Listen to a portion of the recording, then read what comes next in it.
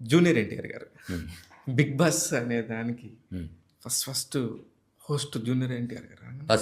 First season అనగానే అరే ఎన్టీఆర్ ఇంత మంచిగా ఇక్కడ ఉన్నాడు కదా, ఎందుకు టీవీకి అనుకున్నాను.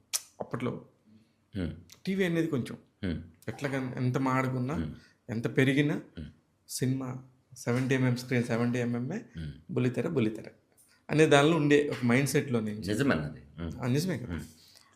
దీనిలో నుంచి నువ్వు నాకు తెలిసి 6 వారాలు 7 వారాలు ఉన్నావు. 42 days ఎవ్రీ అంటే సాటర్డే సండే 2 రోజుల పాటు ఎన్టీఆర్ గారితో ఏదో రకంగా కన్వర్జేషన్ ఉండేది. ఎలా అనిపించింది అన్న? అంటే అప్పటికే he the super star. NTR గారు హోస్ట్ చేస్తున్నారు కాబట్టే ఆల్మోస్ట్ అందులో ఉన్న వాళ్ళందరూ ఆ సీజన్ ఒప్పుకున్నాం. ఓకే అంటే ఆ ఫస్ట్ సీజన్లో నిజంగా కూడా కొంచెం జెమ్సే చాలా మంది గారు, ముమైత్ ఖాన్ గారు, ప్రిన్స్, ఆదర్శ్ బాలకృష్ణ, వేద అర్చన గారు, నవదీప్ గారు, అందరూ గుడ్ నేమ్స్, మంచి నేమ్స్. అయితే అది మాకు ఒరిజినల్ బిగ్ బాస్ జరిగిన సెట్ లోనావాలాలో. ఇప్పుడు జూనియర్ ఎన్టీఆర్ గారు, నేను లాస్ట్ కంటెస్టెంట్ లోపలికి వెళ్ళేది. ఆయన పిలిచి కూర్చొని ఇలాగా దాన్ని ఎక్స్పెక్ట్ చేస్తారు, నువ్వు నేను కలిస్తే ఏదైనా ఒక స్కిట్ చేసుకొని లోపలికి వెళ్దాం ఆయన అన్నారు. ఓహో ఇలా కూడా ఉంటుందా అని చెప్తే అప్పుడు మీ ఇద్దరం ఒక కిట్ అనుకొని మొత్తం పిండి వంటలు గిండి వంటలు అన్నీ నేను తీసుకొని వస్తుంటే ఏంటి ఇవన్నీ అంటే లోపల ఇవన్నీ ఉండవు కదా సార్ అంటే, ఓ మహానుభావుడా లోపల ఇవన్నీ కాదు. రెండోది ఏంటి ఎవరికి చెప్పొచ్చో అంటే నేను మా ఆవిడికి చెప్పాను సార్. మీ ఆవిడికి చెప్పావు? అసలు చెప్పకుండా ఆడవాళ్ళకి కదయ్యా నువ్వు అసలు సర్ప్రైజ్ కదయ్యా ఇది అంతా టీవీలో చూస్తే చెప్పాను సార్, కానీ అది అందరికీ చెప్పేసింది సార్ అంటే ఓరే అందరికీ చెప్పిందా, నేను పంపించాను, నేను లోపల పంపించాను అంటే ప్లీజ్ నేను ఎలాగైనా వెళ్ళాలి అంటే సరే అడుగుతున్నావు కాబట్టి లోపల అని. ఆ తర్వాత చాలా వారాలు వరకు నేను వచ్చినాక నేనే విన్నర్ అనుకున్నారంట అందరూ. అది చాలా అంటే నువ్వు వెళ్ళటం అనేది అప్పట్లో కొంచెం surprising element.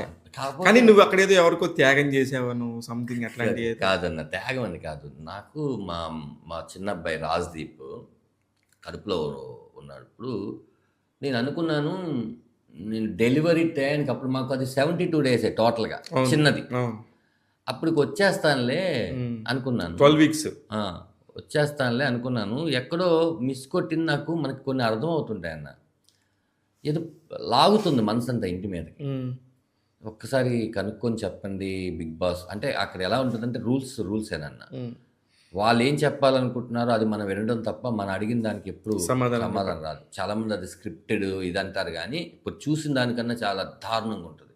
Why because 24 hours చూసేది మీరు 1.5 hour. 24 hours అనుభవిస్తే అసలు నరకం. తప్పుడు నాకు ఎందుకు నేను ఇంకా గట్టిగా అడిగేశాను, ఈ వీక్ నేను వెళ్ళిపోతాను, నా వల్ల ఉండలేకపోతున్నాను. తర్వాత ఎన్టీఆర్ గారు ఆ రోజు డబుల్ ఎలిమినేషన్, ఒకటే ఎలిమినేషన్ ఉండాలి, కత్తి కార్తికేయ. ఇంకా నేను అడుగుతున్నాను కాబట్టి ఏం జరిగిందో నన్ను కూడా ఎలిమినేషన్ స్టేజ్ మీదకి వచ్చినాక ఎన్టీఆర్ గారు చెప్పారు, ఈరోజు మార్నింగ్ నీకు కొడుకు పుట్టాడని ఆయన చెప్పారు. మా ఆవిడ ఫోన్ చేసింది, నీకు సర్ప్రైజ్ ఉంది అది అనగానే కాల్ కనెక్ట్ అయింది. శిరీష గారు, ధనరాజు ఇక్కడే ఉన్నాడు, మీరే చెప్పండి అంటే, అది మీ నోట్తోనే చెప్పండి తారక్ గారు అంటే ఓకే అని. ఇప్పుడే మీ అబ్బాయి మార్నింగ్ డెలివరీ అయ్యారు. ఇంకా నేను ఆయన కౌలు ఇచ్చింది, అయితే నా కోసం డ్యాన్స్ చేయాలి అంటే ఇద్దరు డ్యాన్స్ చేసిన తర్వాత ఆయన నన్ను బయటికి వెళ్ళాక లోనావాలా నుంచి ఢిల్లీ వెళ్ళి ఢిల్లీ నుంచి రావాలి.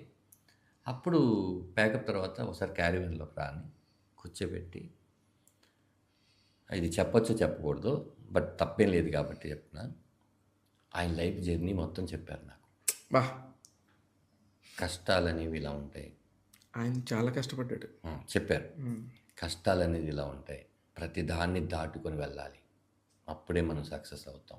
ఎక్కడ కూడా వెనక్కి వెళ్ళొద్దు, మనం లాగే వాళ్ళు ఎంతోమంది ఉంటారు, వాళ్ళని మనం ఆ రోజే చెప్పాడు తొక్కుకుంటూ పోవాలి అన్న డైలాగ్ ఉంటుంది కదా సినిమాలో. అలాగా మనం వాళ్ళు పట్టించుకోకుండా మన బలాన్ని పెట్టుకొని ముందుకెళ్తే, మనం చేసే పని నిజాయితీ పని అయితే ఈ యూనివర్స్ మొత్తం సహకరిస్తుంది నువ్వు అని ఆ రోజు చెప్పారు. నాకు ఎప్పుడైనా అనిపించినప్పుడల్లా నిజమే కదా, అంత పెద్దవాళ్ళే చాలా చాలా స్ట్రగుల్స్ పడ్డారు ఇందులో చూసుకుంటే మన కరెక్ట్.